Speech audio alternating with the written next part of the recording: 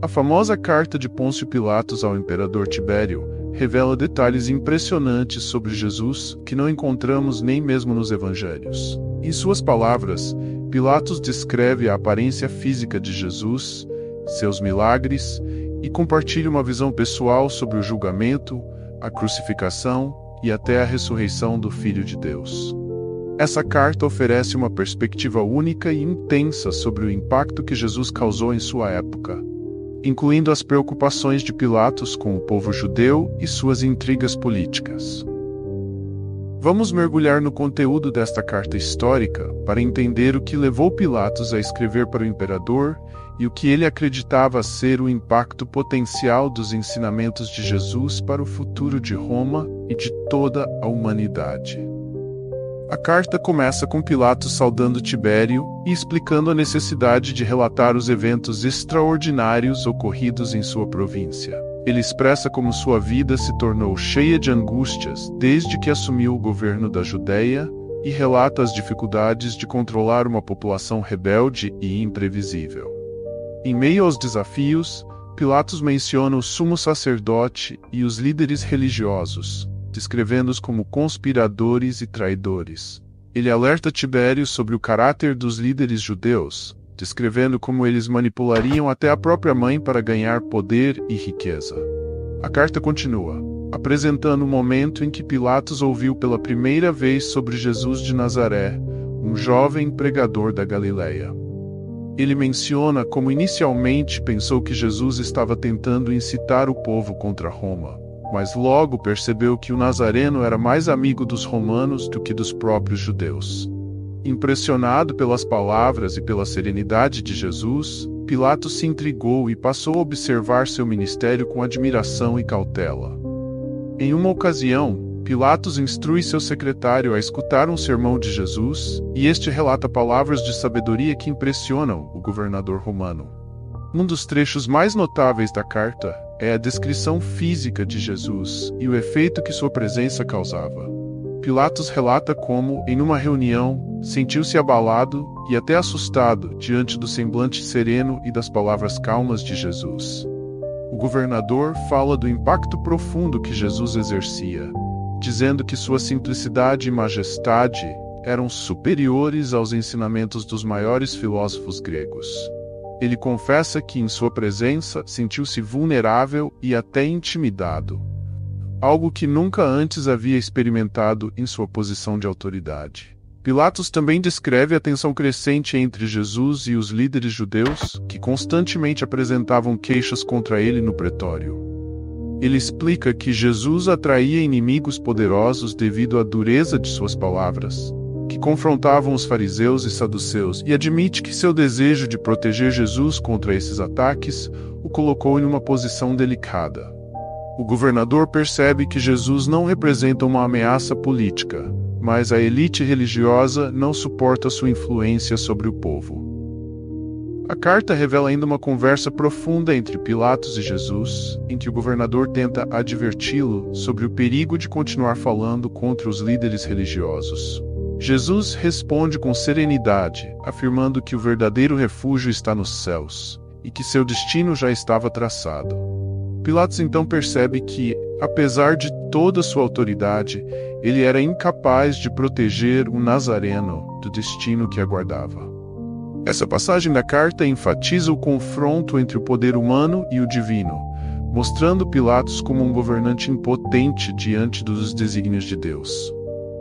Conforme a narrativa avança, Pilatos descreve o cenário em Jerusalém durante a Páscoa, quando a pressão para a condenação de Jesus atinge seu ápice. O governador relata como as três principais facções, herodianos, saduceus e fariseus, se uniram para exigir a crucificação do Nazareno. Ele menciona que o sumo sacerdote e seus seguidores conseguiram subornar o povo para incitar a multidão contra Jesus. Pilatos se vê em uma posição delicada, tentando apaziguar a situação sem comprometer sua autoridade. A carta termina com um tom melancólico, onde Pilatos reflete sobre os desafios de governar uma província hostil e reconhece que sua tentativa de proteger Jesus foi em vão. Ele expressa uma sensação de alívio, misturada com angústia, Quando Jesus deixa o pretório pela última vez, afirmando que o destino está selado e que ele, Pilatos, se tornou um instrumento em uma trama muito maior do que poderia imaginar. Esta carta é um testemunho impressionante do impacto de Jesus, não só entre os pobres e doentes que ele curou, mas também entre os poderosos que testemunharam sua influência.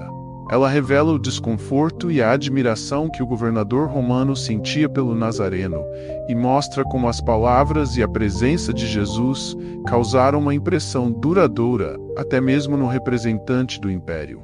Será que este relato é verdadeiro? E por que os evangelhos não mencionam detalhes sobre a aparência de Jesus como Pilatos descreveu? Independentemente da veracidade da carta, ela nos convida a refletir sobre o poder da presença de Jesus e sobre como sua vida e sua mensagem ecoaram em todos os níveis da sociedade de sua época. Que legado Jesus teria deixado em um mundo onde até os governantes romanos se questionavam sobre o destino e as forças que estavam além de seu controle? Outro conflito também se intensificava entre os grupos. Eu havia sugerido usar parte do tesouro do templo para financiar obras públicas, e essa proposta foi vista pelos fariseus, que já eram inimigos de Jesus, como algo inaceitável. Eles não se importavam com o governo e guardavam rancor pelas duras críticas que o Nazareno fazia a eles há 3 anos, onde quer que fosse.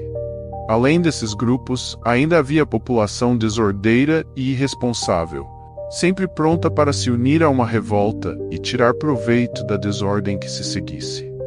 Diante desse cenário, Jesus foi levado ao sumo sacerdote e condenado à morte. Foi nesse momento que Caifás, o sumo sacerdote, demonstrou aparente submissão ao enviar Jesus até mim para confirmar a condenação e assegurar sua execução. Respondi que, como Jesus era da Galileia, o caso deveria ser julgado por Herodes e ordenei que o enviassem até ele. Herodes, por sua vez, com uma falsa humildade e deferência ao representante de César, o devolveu a mim, deixando a responsabilidade em minhas mãos. Logo, meu palácio se transformou em uma fortaleza cercada, com o número de descontentes aumentando a cada instante. Jerusalém foi invadida por multidões que desciam das montanhas de Nazaré, parecendo que toda a Judeia se reunia na cidade. Uma vidente chamada Gausa, que dizia prever o futuro, lançou-se aos meus pés, chorando, e me avisou: "Cuidado, não toque naquele homem, pois ele é santo." Ontem à noite, o vi em uma visão caminhando sobre as águas e voando nas asas do vento. Ele falava com a tempestade e com os peixes do lago, e todos o obedeciam. Vi o rio no Monte Catarina correr com sangue, as estátuas de César derramarem lágrimas e o sol da manhã parecer uma virgem em luto. Se não ouvir os apelos de sua esposa, um grande mal o espera. Teme a maldição do Senado romano. Teme os tronos de César. As escadas de mármore do palácio tremiam sob o peso da multidão quando trouxeram Jesus de volta para mim. Fui até os tribunais de justiça cercado pela guarda e perguntei à multidão o que queriam. Responderam que desejavam a morte de Jesus. Perguntei: qual o crime dele? E eles responderam: ele blasfemou, profetizou a destruição do templo e se declarou filho de Deus, o Messias, o rei dos judeus. Respondi que a justiça romana não condenava ninguém à morte por tais acusações. Mas os gritos de "Crucifica-o, crucifica-o" ecoavam pela multidão enfurecida, fazendo as paredes do palácio tremerem. Entre todos, o único que parecia tranquilo era Jesus. Após várias tentativas frustradas de protegê-lo da fúria de seus inimigos, adotei a única medida que me pareceu capaz de salvá-lo. Sugeri, como era costume durante as festividades, libertar um prisioneiro e soltar Jesus. No entanto, o povo insistiu para que fosse crucificado.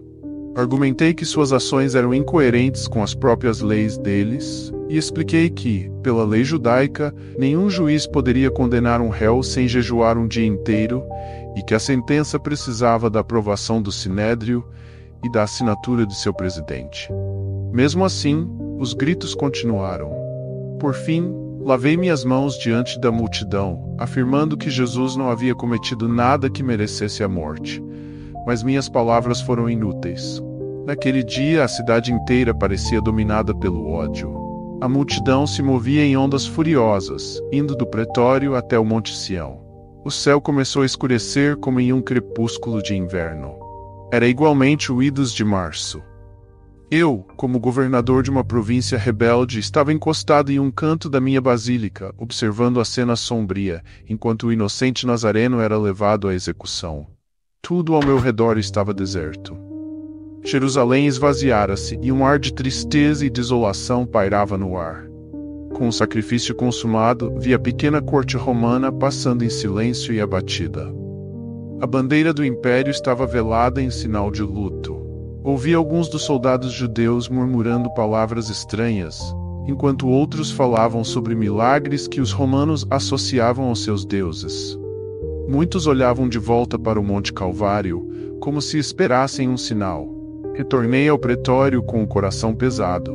Poucos dias depois, o túmulo foi encontrado vazio, e os discípulos proclamaram que Jesus havia ressuscitado, conforme previra. Esse evento gerou ainda mais comoção. Não posso dizer com certeza o que realmente aconteceu, mas investiguei a fundo essa questão para que você possa conferir por si mesmo e decidir se houve erro de minha parte, como alega Herodes. José de Arimateia pediu-me para enterrar Jesus em seu próprio túmulo, e eu consenti. Após o enterro, a notícia do túmulo vazio espalhou-se rapidamente, aumentando minha apreensão. Quando perguntei a Isam, o oficial responsável pela guarda do túmulo, ele relatou ter visto uma luz ao redor do túmulo. E assustado com o tremor que se seguiu, perdeu os sentidos. Os sacerdotes queriam que Isam afirmasse que o corpo fora roubado, mas ele nada vira. Alguns sacerdotes já suspeitavam que Jesus fosse mais do que um homem comum, questionando sua verdadeira natureza. Ele parecia ter controle sobre os elementos, transformava água em vinho, curava doenças, acalmava tempestades e até fazia peixes aparecerem com moedas. Jesus era um homem de presença serena, com um rosto que transmitia bondade e uma autoridade natural. Sempre usava roupas simples e limpas, e seus olhos eram profundos e penetrantes, passando uma sensação de sabedoria e compaixão. Mesmo diante da morte, ele manteve a dignidade e serenidade que o caracterizavam. Por tudo isso e pelas manifestações de afeto e medo que vi, inclino-me a acreditar que, como já disseram, verdadeiramente este era o Filho de Deus.